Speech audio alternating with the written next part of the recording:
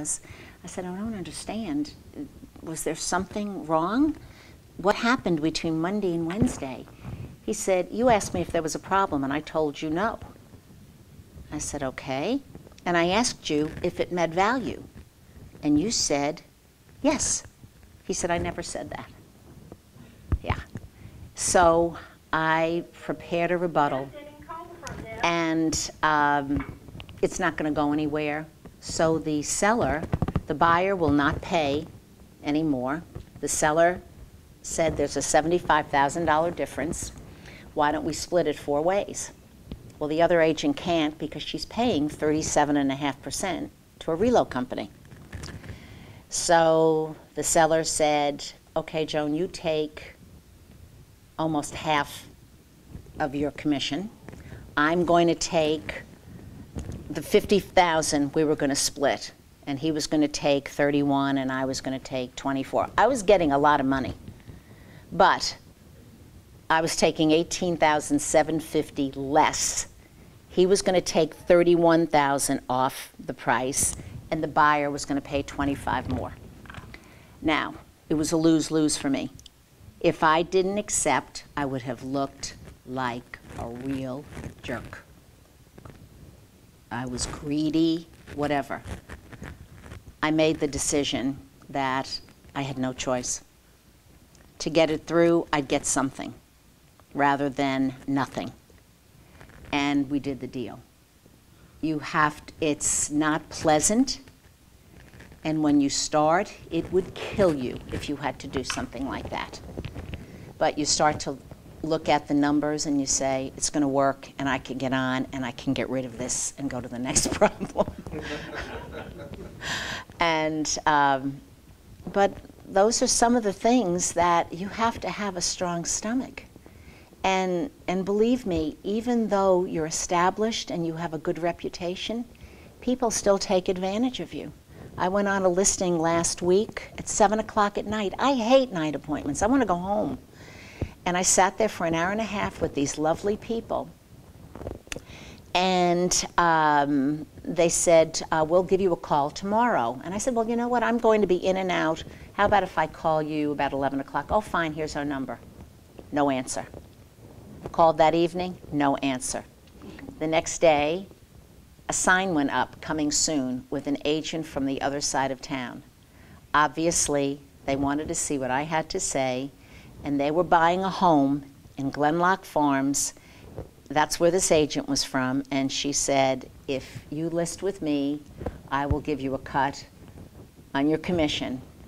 And so they needed to find out from someone local what the amount was. They still listed at $50,000 over what I told them to list it for. So you're still used. And you try to make decisions. I hate, and some people don't tell you that they are interviewing. And if I know they're interviewing, I'm going to give a little bit of a different presentation. And sometimes it's shorter, to the point. I went into a presentation once, and he said, okay, what's this worth? He didn't want to hear, what's it worth and how much are you going to charge? And we get phone calls. Ramona will tell you. What's your interest? What's your rate? What commission? And I just tell them I'm not going to discuss it on the telephone. But we don't get, my sister and brother are attorneys. They get lots of respect. We don't get any respect. Any other questions? New agent, just getting into it, starting the farm as well in the area where I live. Good. So I'm seeing a lot of influence from internet services like Zillow and... Yes, let me just take this off. I'm sorry, I thought it was off. While you're asking questions, try to project so we can pick it up on the camera. I can repeat them. I'll repeat them. So you're seeing Zillow, Trulia. Discount listers out there that are just basically running the MLS and providing those services at all. What's evolved and what's happening? Well, Buddy will tell you when he does his analysis of what the percentages are for RE/MAX, for Keller Williams, for Caldwell Banker, and then other. And there are a lot with other. And what you're going to find is Callista and I went on a listing last January, and all they wanted to know was, what's the house worth? The house was a mess. It needed paint, it needed everything. And the price I gave them, they didn't like, but it was a mess. And it had a great location, but it was still on a busy street. Long story. They decided, they waited a while, and about 3 months later, I see a sign, Turbo. Discount, we discount. Right on the sign, it says it, Discount Realtors. And, well, 60 days, 90 days goes by, and I get a call. This is Mrs. So-and-so. I am so sorry we didn't use you. We chose this, it gets worse though. I'm sorry I didn't use you. Can you come over and see us on Friday? I said, I'll be happy to come over. We never heard from this person. They didn't do, there's no paperwork at the house. There's very little in the computer. They don't call us. All they do is put it in the computer, and they're charging us 1.5%. And I said, I can't discuss what someone else is charging, but I'll be happy to come over. They were nice people, and I felt badly. On the way there, I bumped into another agent from our office, and she told me she was writing a contract on that house. She said, I think the people are nuts.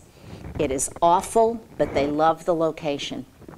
So I had that information, and I went to the house, and I said, have you spoken to your agent? Joan, we want to list with you now. I said, have you canceled the contract?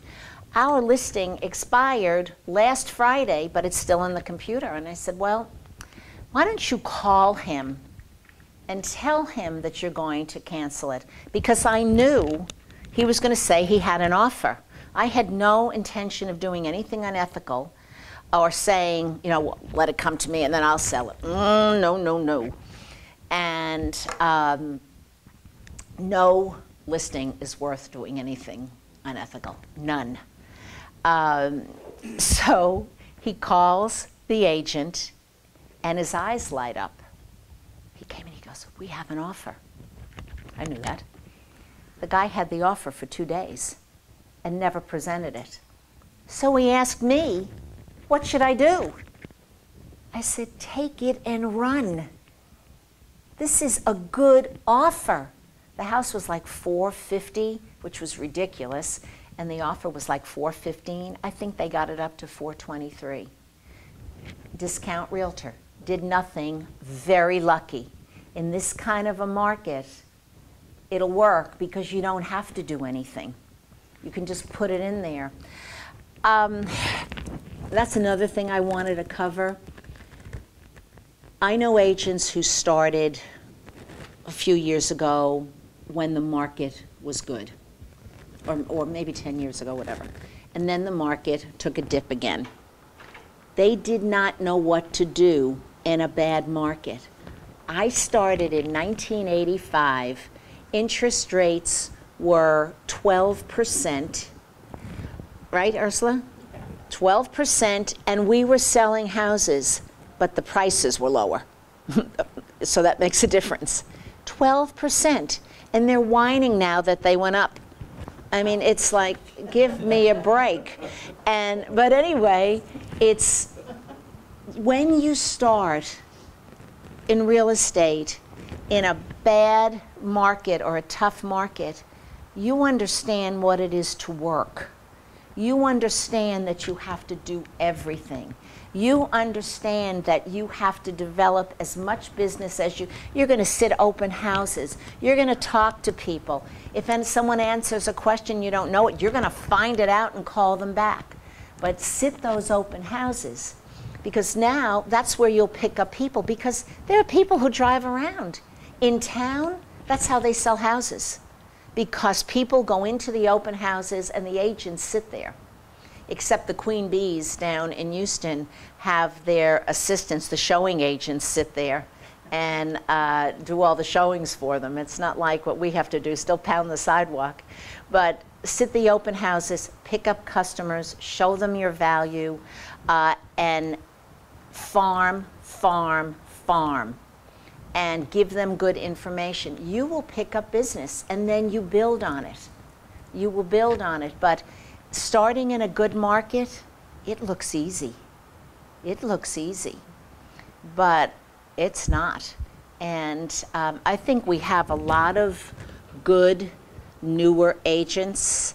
I had the privilege of working with Kim when she was at another agency. And I'm excited that she's here because she is a young agent, a newer agent who knows what she's doing. There are agents out there who do not, who are new, they have no training, they will be a lawsuit waiting to happen, and this has nothing to do with growing your business, but they will give you a headache, and there will be a lawsuit because they didn't do something. So if you wind up with someone like that, go to Buddy, get his help or advice, and do it all. Make sure you have all the documentation, because I will guarantee you some of these people are not talking to their sellers or buyers, whichever side they're on. They're not communicating. They go on vacation after they sell a house. Invest in your business. Spend the money. Don't go out and take a vacation right away. Use that money, invest it, and the people I told you who were the favorites, they're not in real estate anymore.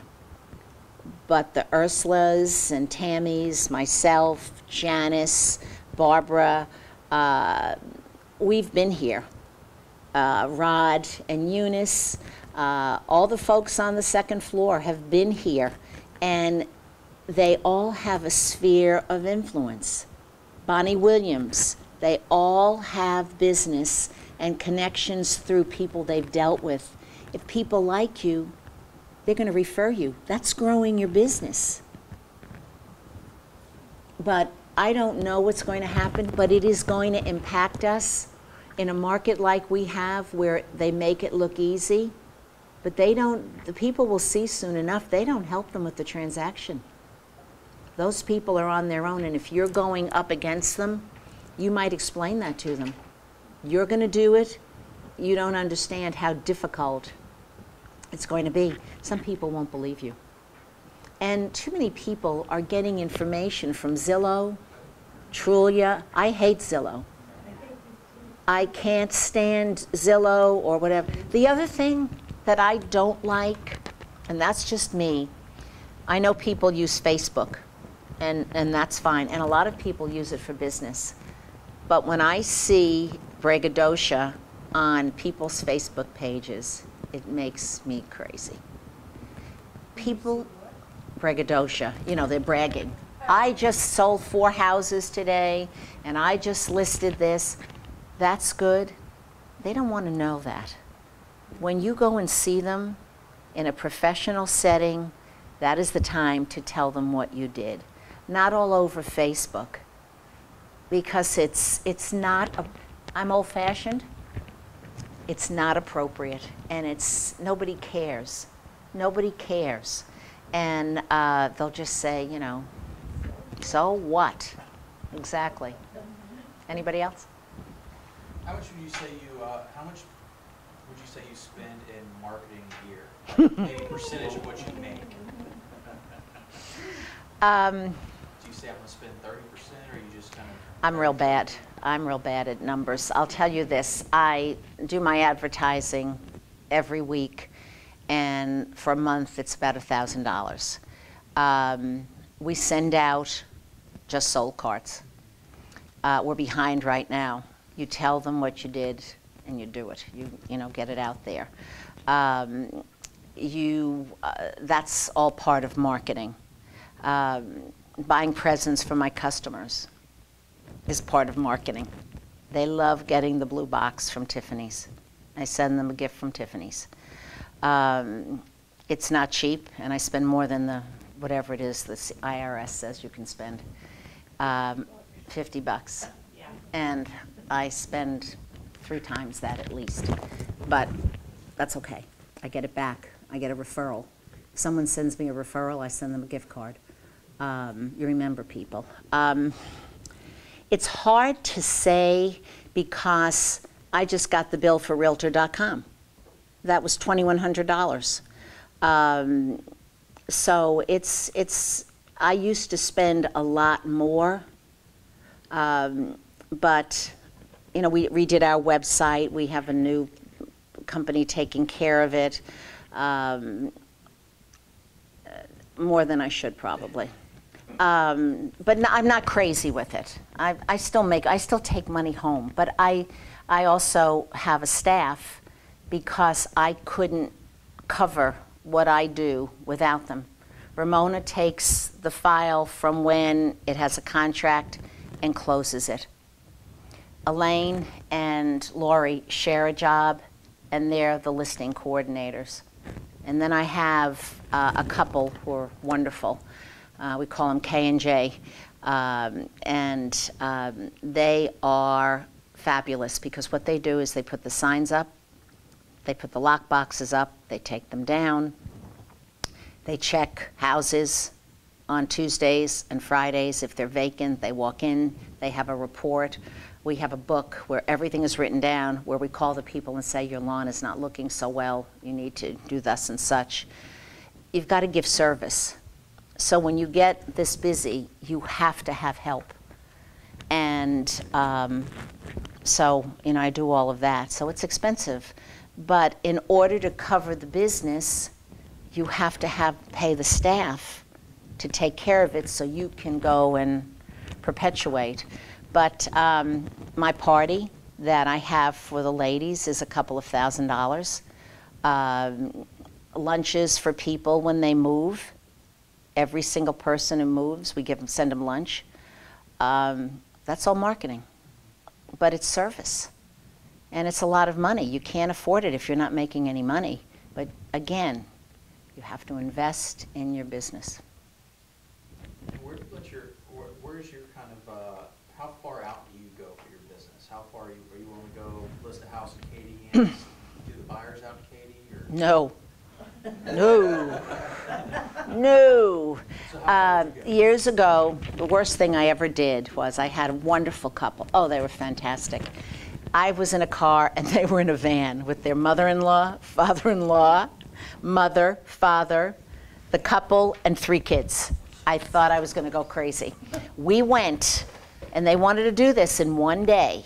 We started in the Woodlands. We came over to Kingwood. We went down to Sugar Land and to Katy. I was a lot younger and I was dead. I was exhausted. And they just wanted to see what they looked like and show them a house or two. Well, they bought in Kingwood.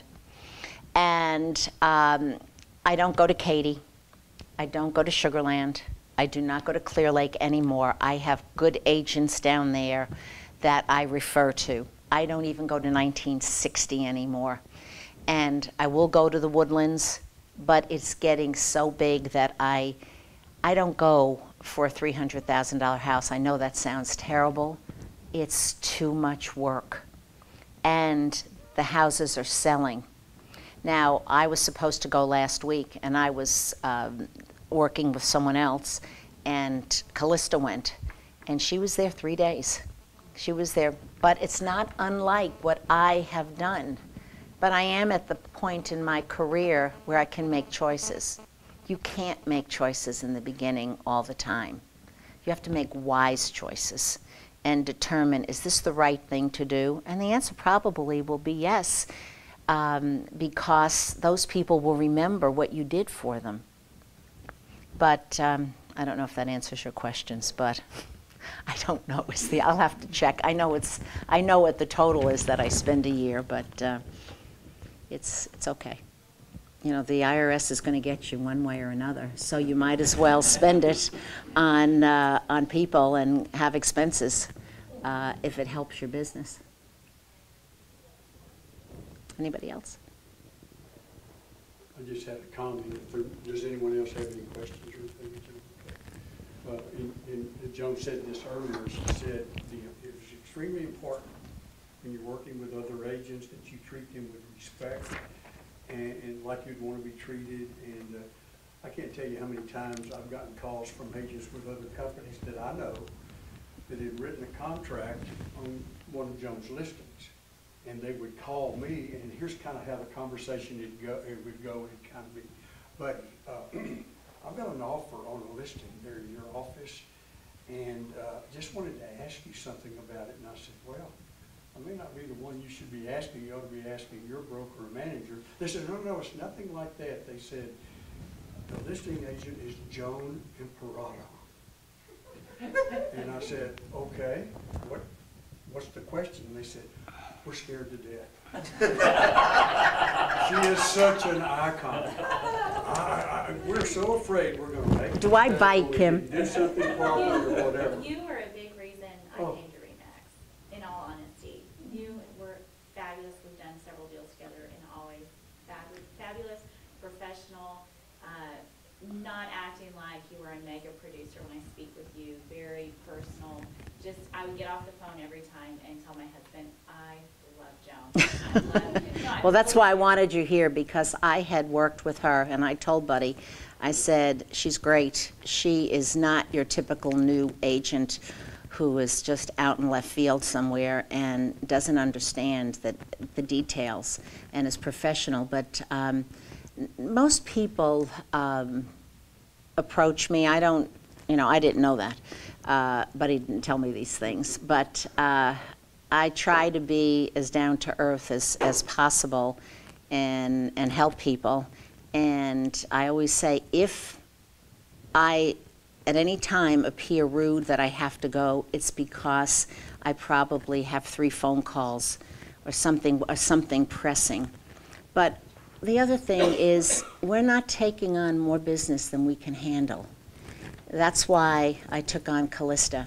It was getting to the point where I couldn't ask anybody to cover my work when I was away, and I would be on the phone the entire time.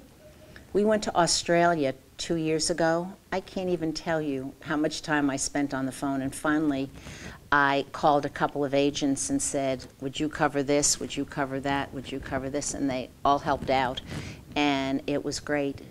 But you can't. For too long, I've done it all myself, and I knew I could have a referral system set up, but my feeling is at RE/MAX, if you are an individual, you do all the work yourself. You don't have someone else show for you. You don't have someone else write contracts under your name. That makes you a team. So I talked to Buddy, and I said, I'm going to get help, and I'm going to be a team.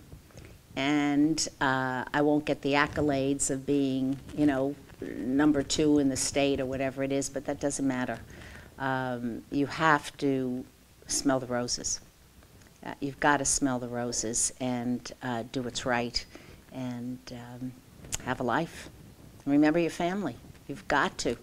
You've got to. Mine are grown, and now I've got 10 grandchildren, and I don't see them all that often, but I am going up to a beach house we have up in New York with my daughter's family, and then I'm coming back, and then I'm going back with my 2 boys' families, which should be interesting, because that will be 8 kids.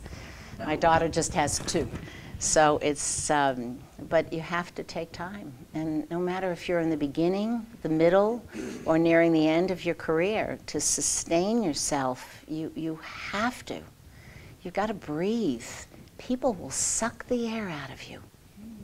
They will suck it out and treat you like garbage. This guy yesterday we were dealing with, Ramona can tell you, I knew he was going to yell because he wasn't getting the answer he wanted, and I said to him, don't yell at me.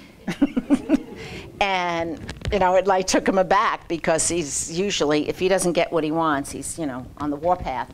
And I couldn't give him what he wanted. I said, don't yell at me. I don't have your answer. Don't yell at me. But anyway. I need to finish my story because Yeah. I don't want to leave it. Oh, hanging okay. where these people that called me were apprehensive about your not being professional or rude. Mm-hmm. It was that they were just in such awe of who you are. I even had one say, buddy, if I brought it over, would you mind presenting this offer to Joan? I said, no, I will not do that. But I said, here's what you need to do.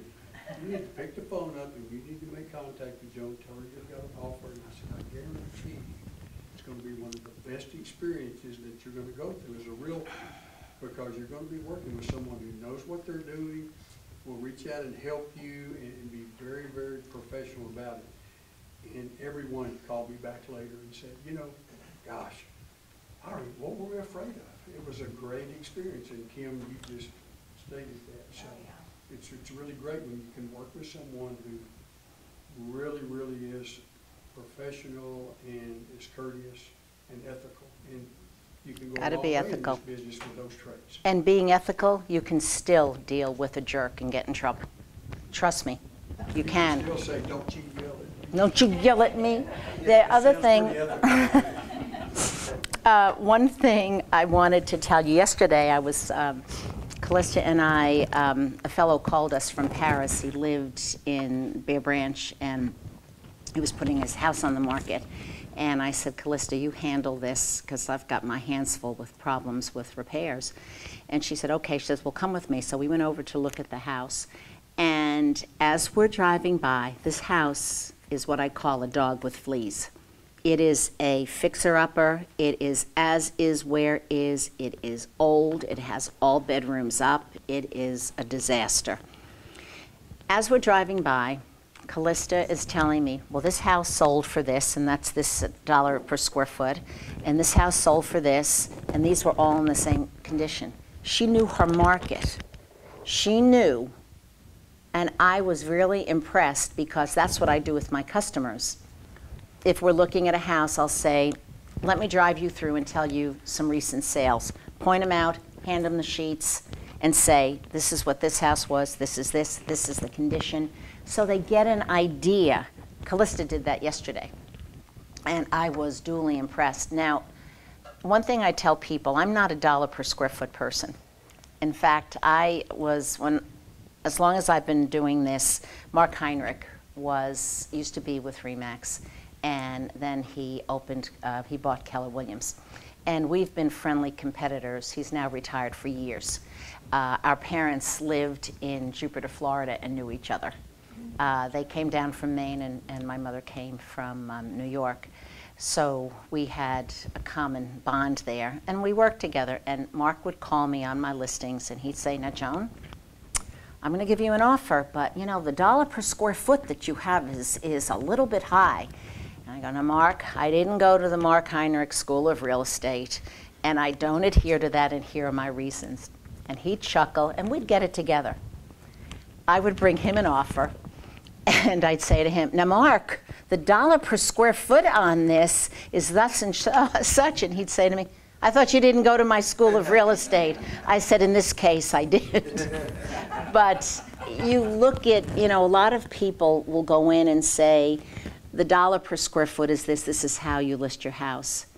I just got mad at an appraiser because that's how he basically appraised these houses. And you can't. He didn't adjust for the extras. The house had about $300,000 in a tiered backyard with 3 different, a covered area, a patio, another area, an infinity pool, a kitchen, you name it, it was done. I showed it to the builder, and he said, you know what that looked like before? It was just a big slope. To terrace that cost thousands. The appraiser gave them $5,000 more for a pergola that wasn't a pergola.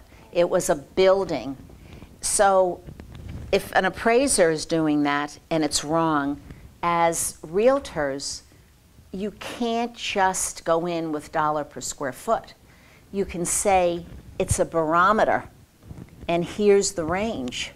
And of course, they always want the higher range, but you explain why one house might be $117 a foot and one is $98 or $85 or $104. But again, it's just knowing your market. But I told Callista I was duly impressed that she knew. She pointed him out to me, and I went, I got the right girl here. So. Joan, I want to ask a question. One of the things that I've struggled with over the years is when I have someone, a potential prospect, call in, or for information. It just seems that there's a loyalty issue. And I think you have some exposure to the market, so people naturally kind of get, I guess, they don't have that loyalty issue. They want you in a way, but when it's an agent that they don't know the name of, they seem to just, okay, what's the price? Give me this, and you're trying to use kind of everything in your mind that you know to kind of respond with questions and things that you've learned over the years. Mm-hmm. But there's still that loyalty issue challenge that I run into. Yes. Because people don't know me, they don't know I understand. what I'm capable of and how And they didn't dangerous know I am. me. Right. But, You're not dangerous. but, so is there a system or, a strategy that you have that you probably used at some point in your career that I works? think a lot that I do is on gut feelings.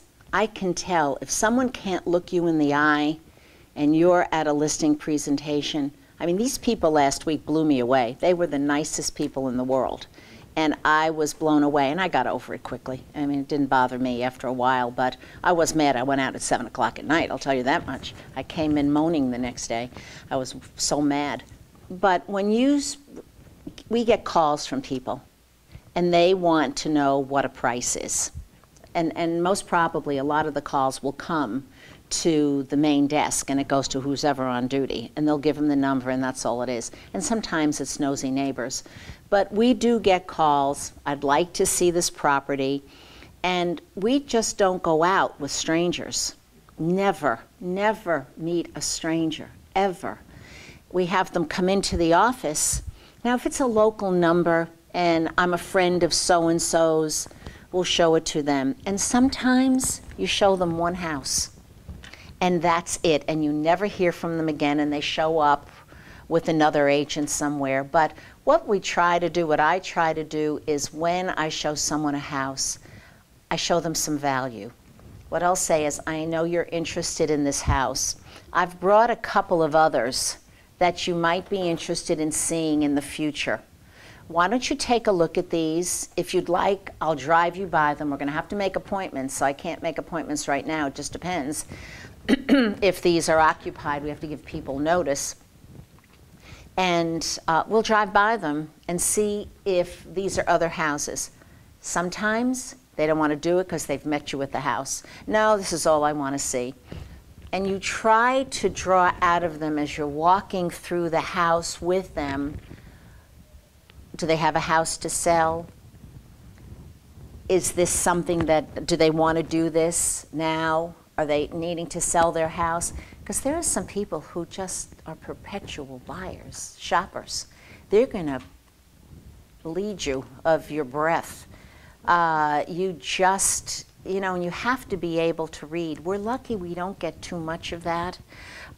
We have a fellow who I have to call today, a house that he wanted in Summer Lake Ranch. He had called on it, and he said, well, I can't make a decision until next week. And we got a buyer who came in full price. So what do? We accepted it. And when he called a week later, I had to tell him that because he was out of town. And he understood, and I told him we'd keep his name, so I have to call him today and tell him it's a done deal. The appraisal came in, and that's the other thing. I had, with appraisals, I had 3 situations. 2 worked out because the appraisers listened. One of them was the highest in the area, but I handed the appraiser information. He was willing to listen to me, and he called me to tell me everything was fine. The other one, but I still wouldn't call the people. I told Ramona we had to get it in writing because I'm not doing that anymore. And the other one, it was Dan Wells, who I know well, and he called. He said, this happens. He said, I happen to be the appraiser on this. He said, I'm going to have to go out of the area. And I said, that's fine. I said, can you use Kingwood Greens? He said, yes. And I said, can you use a new one? Yes. And it was for a house in the Barrington, and he got it to appraise. But we're having problems there because people are selling houses without going on the market, and we don't have the comps, which is a problem. And they don't care, but it's going to affect their neighbors. I had a fellow who sold a house himself for $450 and it only appraised at $415. No, they don't have the expertise to argue. And no, but with people, with strangers, you have to be aware that people will come to you, but they may not be serious. And you'll know soon enough. You know, if the right house comes on, I'll know and then I'll buy it. Ed Jones called me yesterday. He wanted to see one of my listings, and I had to unlock it. And he said, I don't want you to go to any trouble. I said, don't worry, I'll just unlock it, and I'll just take the alarm off and then call me when you're finished. He said, this is my perpetual buyer who looks at every patio home that comes on the market and never does anything. So we all have them. But at least that guy's loyal to him. But you've got to show value. Oh, we got a lot of those. I mean, I have people who want to. I love when people approach me and say, I have 2 people who've called me. I want to go into real estate. I love to look at houses. That's great. That's good. I'm glad. I hate to look at houses. I don't. It's a business. I guess that's another point I need to make. This is a business. You have to run it like a business, not I show houses. No, if you say I show houses, that's all you're going to do. You're going to show them. You're never going to sell them. Anything else? What time is it? Okay. I think we got off to a great start with our homegrown superstars, don't you think? Yes. Let's just thank Joan for Oh, you're welcome. How do I get this off? Like this? There you Here? go.